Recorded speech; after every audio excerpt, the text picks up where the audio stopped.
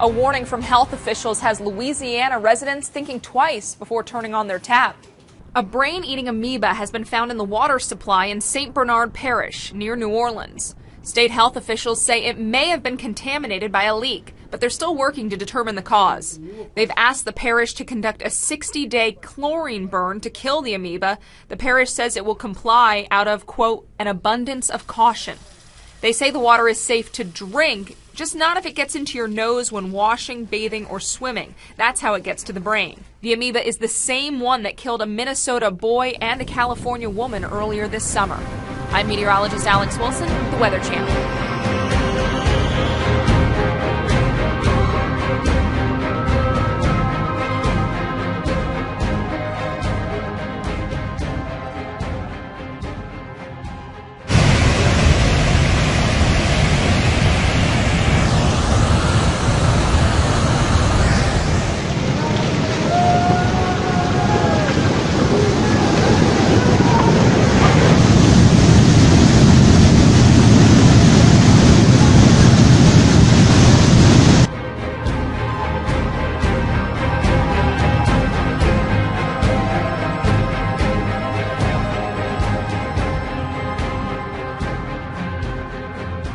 Is one devilish controversy, a statue being unveiled right here in Detroit. But the group putting on this date with the devil is keeping some things a secret for now. 7 Action News reporter Ross Jones here with the strange story, and this is strange. Very strange. Some have called this a publicity stunt, guys. Others say that it's just purely sinister. Whatever you want to call it, the group putting it on says you can't stop it. From the moment it was announced, religious leaders have fought to keep this 9-foot, 1-ton symbol of Satan from setting foot in Detroit. They've prayed, they've protested. Gathered together to stand as one unified voice against this demonic spirit. But the devilish statue is still on its way, now planned to be unveiled this Saturday at an undisclosed location somewhere in Detroit. The event is being put on by the Satanic Temple, a group that first wanted to unveil the statue at Burt's Warehouse in Detroit. But when patrons started to complain, Burt's backed out, and event planners looked for a new venue. On its website, the temple insists it's not a religious group and believes in the pursuit of knowledge and freedom of will. That includes, they say, the freedom to offend. And the statue is more than offensive to many. It was created in response to a monument of the 10 Commandments placed here on the grounds of the state courthouse in Oklahoma City. Ultimately, the temple says that's where they want to place their 9-foot statue permanently. But first comes Saturday night's unveiling, and if you're looking to get in some FaceTime with Satan, the temple would love to have you.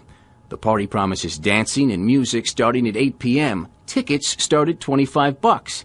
But if you'd like to get your picture taken on the satanic symbol's lap, that will cost $50 more. Turns out the freedom to offend isn't very free at all. So to prevent people from protesting the event venue, the organizers are not announcing where the unveiling will take place until the day of the event. Ticket holders, we are told, will be notified via email sometime Saturday.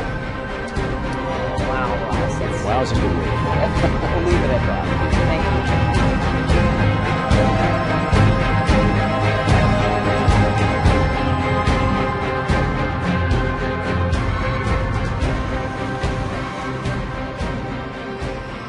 I'm taking you to the Lesser Antilles in the Caribbean Sea. This is important because, well, not only do we have a cool named underwater volcano, Kikum-Jenny, believe it or not, but this is including an area that is making it very difficult for shipping and recreational vessels to really navigate around this underwater volcano. It's considered a submarine volcano. And let me explain why this is important. As we start to see this thing become more active over the past 24 to 48 hours, the University of the West Indies has actually raised its alert level to orange, which is the third highest level out of 4. That means that a possible eruption is possible within the next 24 hours, and this is significant not because it's above ground. In fact, this crater lies about 600 feet below the surface of the ocean.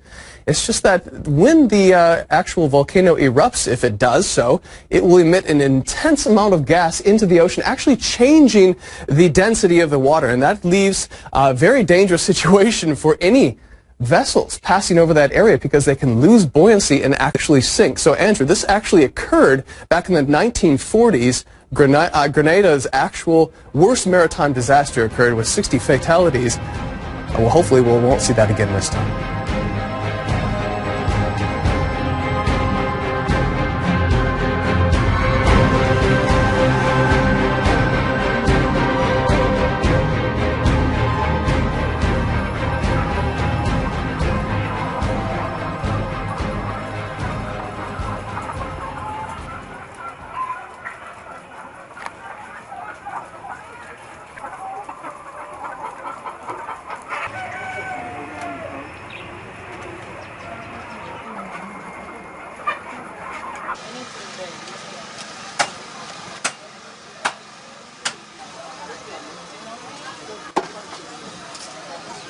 They don't want to buy chicken because of bird flu.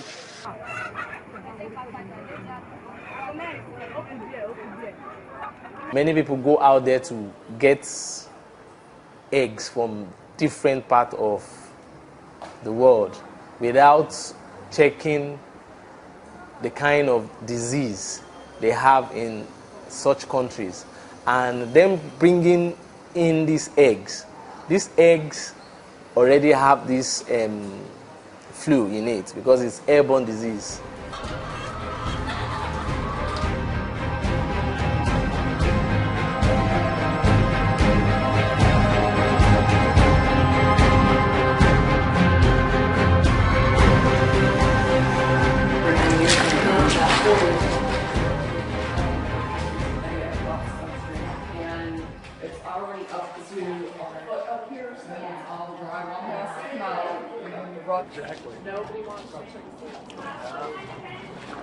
Pretty crazy how fast it happened. This water's ugly. This water's bad.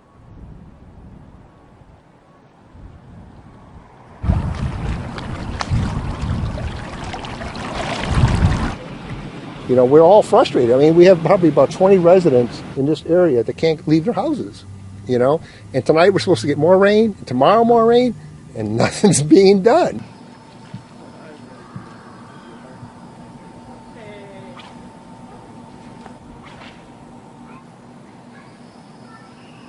Nothing we can really do about it. We had the kids out here paddleboarding and swimming and snorkeling in the streets, which is kind of odd, but I always wanted a house with where I could fish off the front deck, and today I have it.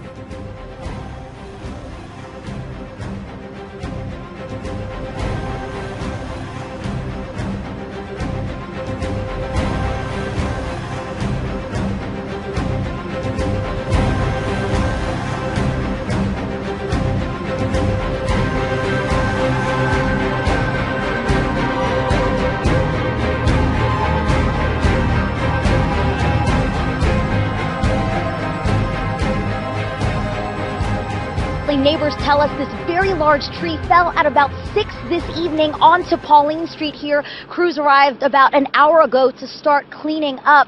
This is the aftermath of a powerful storm that swept through the metro area today. Our cameras were rolling throughout all the rain, wind, and thunder. In the Northeast, lightning set this tree on fire. A viewer took this video just moments after the flames ignited. Fire crews rushed to respond, but luckily it didn't spread to the nearby home. And with lightning, of course,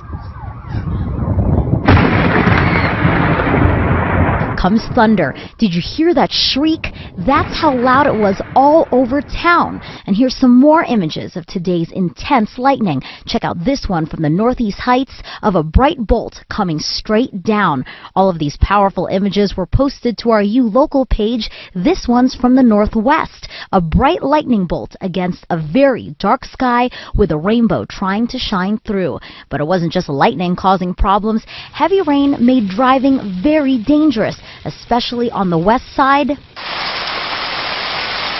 and in Rio Rancho, where it poured for a solid half hour. All are powerful reminders that monsoon season isn't done with New Mexico yet. Back here on Pauline Street, crews say they should be done cleaning up shortly. Thankfully, no one was hurt when this tree came down. In Northwest Albuquerque, Megan Cruz, KOAT, Action 7 News.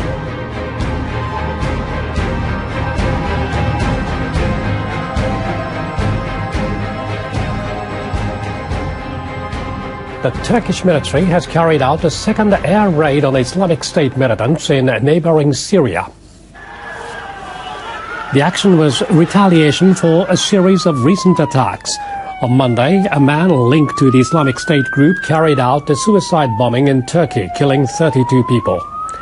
The militant group followed that with an attack that killed one Turkish soldier near the border with Syria. On Friday, Turkey launched an earlier air raid targeting the militant stronghold in Syria. The Turkish Prime Minister's office has released a statement saying that the air offensive was accompanied by shelling from the ground. The statement says the militants are threatening the country's security. The statement also says the Turkish military bombed the strongholds of the Kurdish separatist group, the Kurdistan Workers' Party, in neighboring Iraq. A member of the party killed a Turkish police officer amid growing anger among Kurdish people that the Turkish government is not doing enough to deal with the militants. The Kurdish people were among the 32 casualties in Monday's suicide bombing.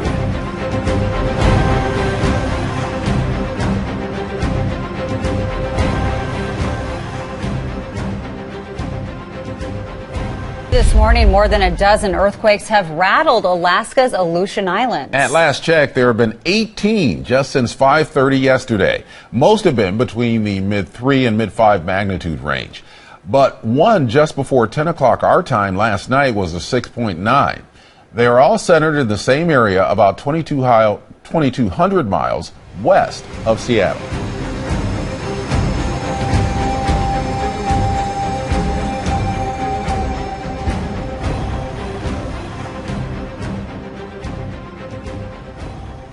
Evacuation order remains in effect this morning for Pasco County community dealing with some serious flooding.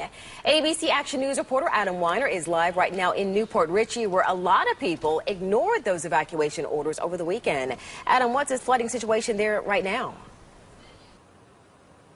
Dia, right now we're being told it is simply too dangerous for us to go deep into that Elfers community where there is still very much high water surrounding those homes and covering the roads in this community of Newport Richey. But as you mentioned, a lot of people ignoring the word that it is dangerous to stay there. Many deciding to stay in their homes overnight despite that high water and the warning that the flooding might get worse before it gets better.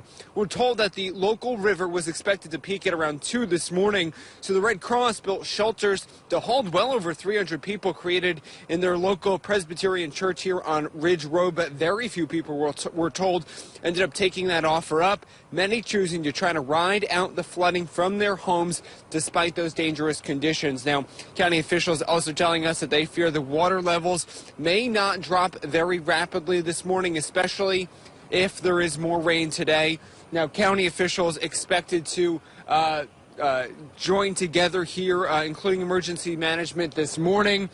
Sheriff's office here with us, Fish and Wildlife here with us, county officials here with us at this one location. They're expected to join again when the sun comes up again this morning to reconvene and game plan to see what they can do again this Monday morning. But a lot could change depending on how the weather affects things. For now, live in Pasco County, Adam Weiner, back to you in the studio. All right, thank you, Adam. We'll check back in again with you at 5:30.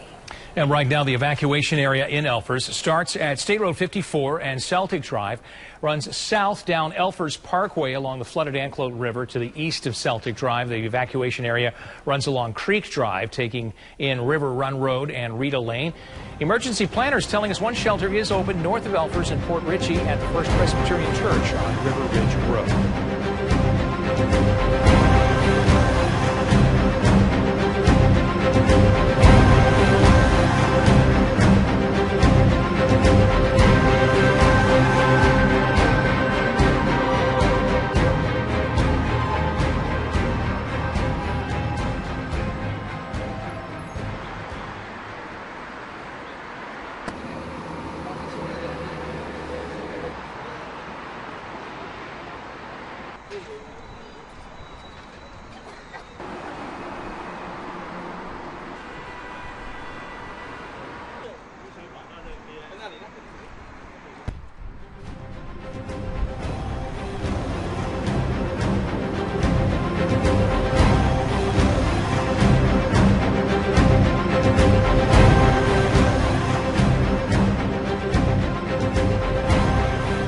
A gruesome story out of Nepal has shocked the world. The body of a 10-year-old boy, Jeevan Kohar, was found on the outskirts of a remote Nepali village Friday. It now turns out the boy was killed as part of a bizarre human sacrifice. Police say a group of Nepalese men, you can see some of them on your screen, have confessed to the murder. They say a local priest, the man on the right corner of your screen, recommended the killing to save the life of a child of one of the accused, who was sick. 11 people in total have been arrested so far. The authorities say 5 have already confessed. The slaughter of animals like water buffalo and goats are common among Nepal's mostly Hindu population. It is considered to be a way to please God. Government officials say human sacrifices, however, are almost unheard of in modern-day Nepal. In rural parts of the country where access to healthcare is limited, people sometimes turn to holy men for medical help and healing procedures. Officials say they will launch an awareness campaign to prevent any more cases like this. For now, though, too late for 10-year-old Jeevan Kohar. Ravi Agrawal, CNN, New Delhi.